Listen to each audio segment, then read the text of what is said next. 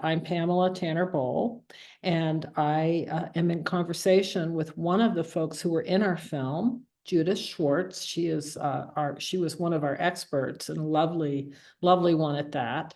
So what we're doing here is the film was called To Which We Belong.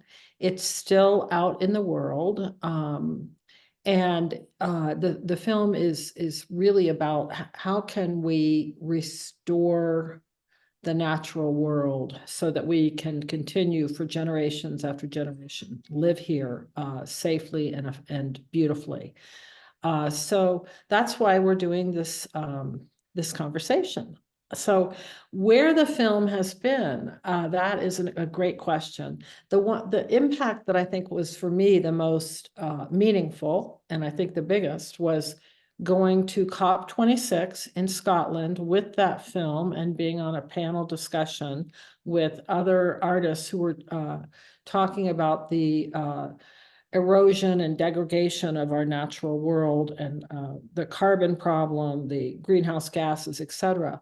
They chose our film thanks to you, Judith, because you recommended that be something they should be looking at. So thank you so much from the bottom of my heart. Goodness. Yeah, that's so wonderful to hear. It was just such a gift. And that was very impactful. I think our film got more views than any of the other arts. They had 3 or 4 other pieces of art, if you will, another film and some dance about this subject. But I can't remember how many we got, but it was quite a few. Anyway, so that happened. And since then, we have put the film on many different platforms, including Amazon Prime, Apple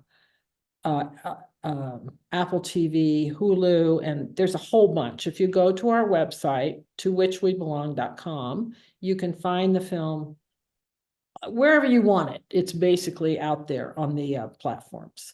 And we've also gone to very many film festivals over the last 2 years. People are still telling us, oh my God, can you please come? So this is a film that we call, in the film world, it's called Evergreen, which is a nice name, which means that the film will continue to have impact. So that's where we are.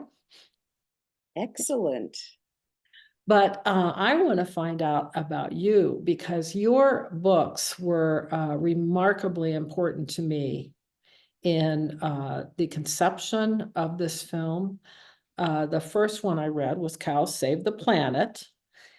Love that, because it's like it turns everything on its head about how we can restore the fertility of our planet, and also restore the water, which is so important. People don't always understand that those two are both in trouble. So running cattle across the plains in a bunched and moving, and then moving them to another paddock or another place, that was one of the main things that we showed in our film. And so that was incredibly important. And you're such a good storyteller. It was lovely to read. And then Water in Plain Sight is another one that I'd like to delve into again. You have so many great stories of how we can fix the water cycle. And it's back in the day, I didn't quite understand the carbon water cycle and how they worked, but now I do. And that's thanks to you.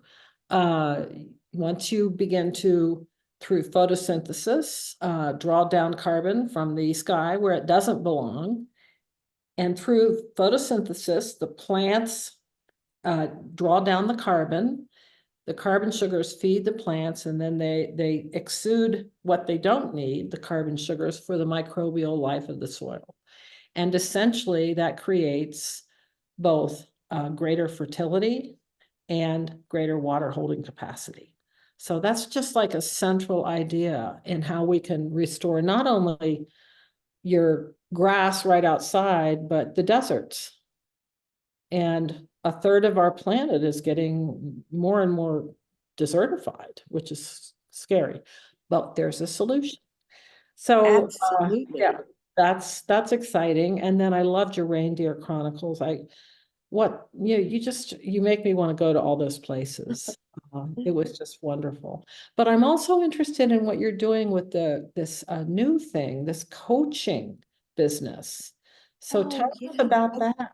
yeah. Yeah. So, right. So, I'm continuing to learn, continuing to have all these conversations, continuing to find stories. What's happened is that other people are picking up the stories and running with them. And I mean, it's so interesting how language has changed. When I wrote the Reindeer Chronicles, which is about the growing global ecosystem restoration movement, nobody was talking about ecosystem restoration except for the people that were doing it. And now it's a phrase that you hear all the time. So, yes, but back to the coaching.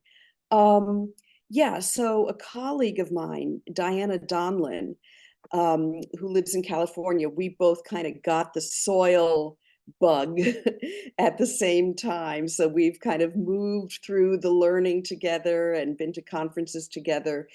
And she launched an organization called Soil Centric, which helps make the link between people who want to do the work of regenerative agriculture Mhm. and the opportunities that are out there that you kind of have to move through the networks to find. So she makes those connections so that people can learn about internships, learn about different credentials of different types that help prime them to do this work.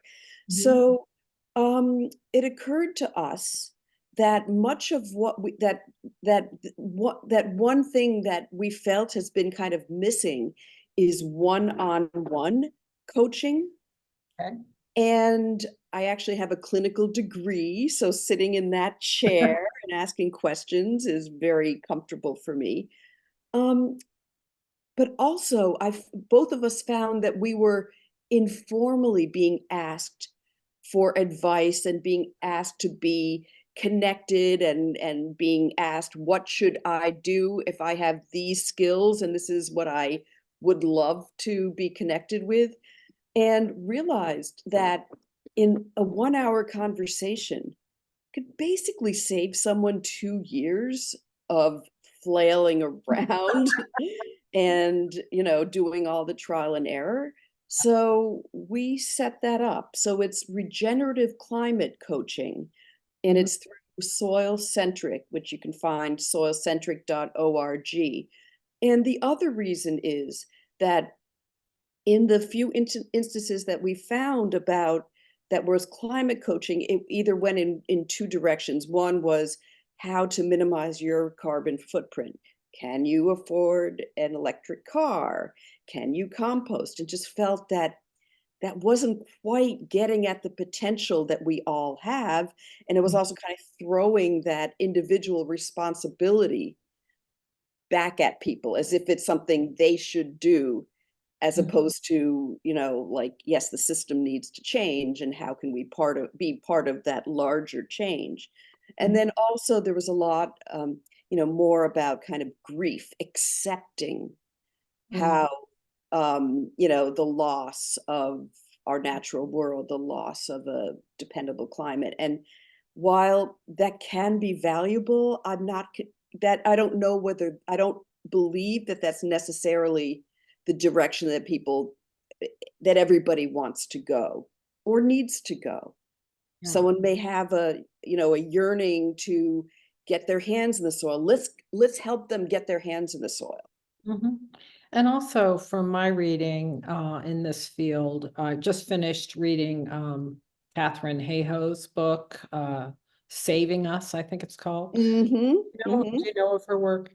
Yes, I She's do.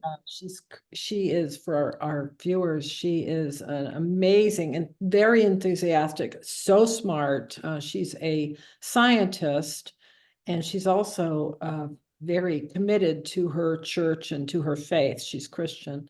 So it's an interesting intersection because, in her opinion, the two go together perfectly. But until recently, the two have not they've not really worked very well together. So she talks a lot about despair and fear and how those, if all the news is bad, it's hard to think about what you can do.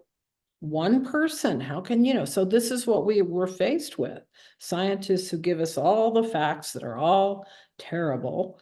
So one of the reasons I love your work, Judith, and also Catherine's, is you're giving us hope, scenarios of hope. And it's not just hope, these things work.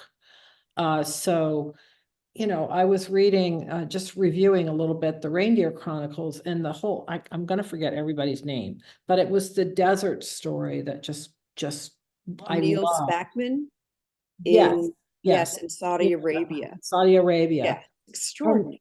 It's extraordinary. Can you just give our viewers one little, like, what he's doing there? Because I think people think deserts have always been there. Who cares? Exactly. Yes. That's not true, though, is it? And that's a really important point, that one of the things he did was he talked to older people and got and learned that the land that they now see as kind of empty of trees and empty of life, that people over 60 or so always had a place where they could go, where there were trees and there was water.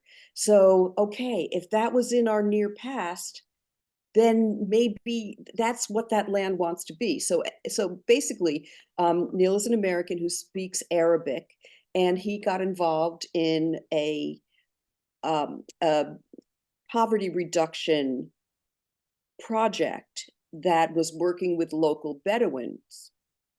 And so he decided that it was important to him to bring an ecological component to this program. And so he kind of fast-tracked a permaculture design course with Jeff Lawton, who created a food forest in the Jordanian desert, really got the desert ecosystem dynamics, under his belt. And so what they did, him and the people in the community, was they worked to collect water. Because even though it's a desert, it does rain, however rarely. And when it rains, it often floods. So the intention, off the land, yeah. yeah, the intention was to keep that water on the land. So they prepared for the rains. There's a phrase that's often used, is that you plant the rain. They were preparing for the rain. So they created swales and little, earthen, water collecting, um, not coming up with the word, but, structures. And then when it rained, they ran out and they planted. So they did this for several years. Yeah. That they would, they would prepare for the rain, and then they would plant. And you can see, how the grasses came, and their trees were thriving. And the most extraordinary part of the story is that the project ran out of funds in the summer of 2016. And so they had to turn off the irrigation because they couldn't manage that. Oh, really important is that they were only using the water that they caught. They didn't go deep into drawing out the groundwater. Got it. They stayed within their water budget. So they turned off the irrigation, and Neil packed up and went home back to the US. And then he went back in 2019. And after 2.5 years of like almost no rain, I mean, some like incredibly minimal amount, they found that 80% of the trees survived. See, this is the thing. This is why I love your books. These aren't fantasy stories. Oh, These are real people doing real work. yeah, And because they created the system. they They built the underground network of the mycelia that had a larger reach for water, and that brought the nutrients and supported all the different plants. So yeah. Well, so as people can tell, Judith Schwartz she's a gifted storyteller, and she has the science that backs it up. But mostly I just love her stories because she's always following people who are saying, no, I think we can do something here. And it actually happens, and it makes sense when she talks. And this climate coaching just sounds wonderful. It sounds like a way for people who have perhaps said, I don't know what to do. Why, and they feel guilty, right? Some people feel guilty, or they feel like I'm already recycling and I'm driving that, electric car. And, the fact is, those solutions aren't going to get us as far as we used to think. They're just Right, not. And it's right. not, that's no reason to stop those practices. But the real issue is we have this greenhouse gas situation. And what's wonderful about regenerative agriculture is it's up there keeping the whole planet warmer than it should be, with carbon and other gases, of course, and excess water, moisture. And yet, if we can plant more plants, keep roots in the ground year around, it's not that hard to remember to do that. And not just a monocrop, like our lawns are often monocrops. We want a real pretty lawn, but it's better if we have multiple different kinds of plants. Those plants draw down the carbon, and then that begins to change the water holding capacity of the soil. So for me, this is the best use of our time and our money, which it's actually not as expensive as many, many, many of the other solutions that we can possibly do right now. I'll tell you something that's real fun. Our film has also been shown over and over and over by Nicole Masters, who is also in our film. And she is doing teaching along with Megan Lannon, who's from the, oh dear me, Paradise Valley, but the name of her ranch is escaping me. They're going all over the world teaching these practices.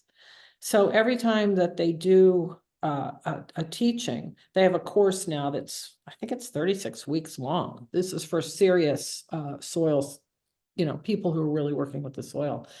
But so when people say, oh, that sounds like a weirdo idea, it's really not. It's being adopted by places all over the world. The UN is all over this, and this newest climate talk, COP28.